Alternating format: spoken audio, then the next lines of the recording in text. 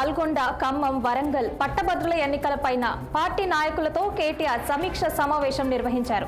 పట్టభద్రుల ఎన్నికల్లో BRS party అభ్యర్థిగా రాకేష్ రెడ్డిని ప్రకటించారు అధినేత కేసీఆర్. పల్లా రాజేశ్వరి రెడ్డి ఎమ్మెల్యేగా ఎన్నికవడంతో ఈ స్థానం ఖాళీ అయ్యింది. ఈ నెల 27న ఉప ఎన్నిక జరగనుంది. సిట్టింగ్ సీటు కైవసం చేసుకోవాలని పట్టుదలతో ఉంది గులాబీ దళం. ఈ సమావేశానికి నల్గొండ, వరంగల్, ఖమ్మం జిల్లాల మాజీ మంత్రులు, ఎంపీలు, ఎమ్మెల్యేలు, ఎమ్మెల్సీలు, మాజీ ఎమ్మెల్యేలు, పార్టీ సీనియర్ నాయకులు హాజరయ్యారు.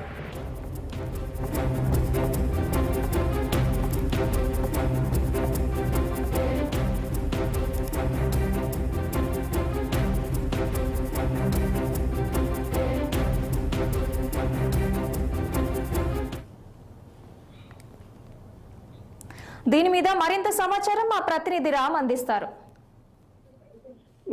సహనా తెలంగాణ భవన్ లో నల్గొండ, వరంగల్, ఖమ్మం ఉమ్మడి జిల్లాల ముఖ్య నేతలతో పార్టీ వర్కింగ్ ప్రెసిడెంట్ మాజీ మంత్రి కేటీఆర్ సమావేశమయ్యారు. ముఖ్యంగా ఈ నెల 27వ తేదీన ఈ 3 జిల్లాల పట్టభద్రుల ఎమ్మెల్సీ ఎన్నిక జరుగుతుంది. ఎమ్మెల్సీ ఎన్నికల్లో బీఆర్ఎస్ పార్టీ తరఫున పోటీ చేసే అభ్యర్థిగా రాకేష్ రెడ్డి ఇప్పటికే బీఆర్ఎస్ పార్టీ అధినేత కేసీఆర్ అధికారికంగా ప్రకటించారు.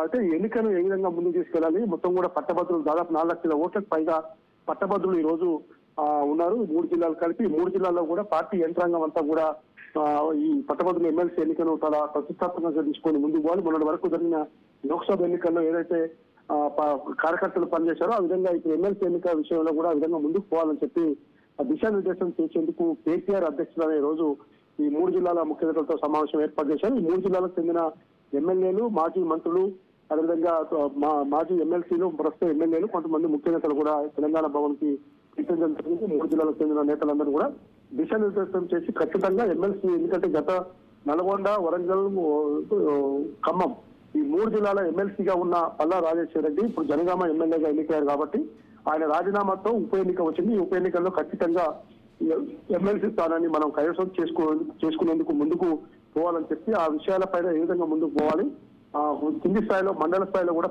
ప్రతి పట్టభద్రుల్ని కలిసి బీఆర్ఎస్ ని గెలిపించాల్సిన ఆవశ్యకత ఏందనే దానిపైన చర్చించి అందరికీ దిశానిర్దేశం చేసేందుకు ఈ సమావేశం ఏర్పాటు చేశారు. Sahana. Okay, thank you Ram.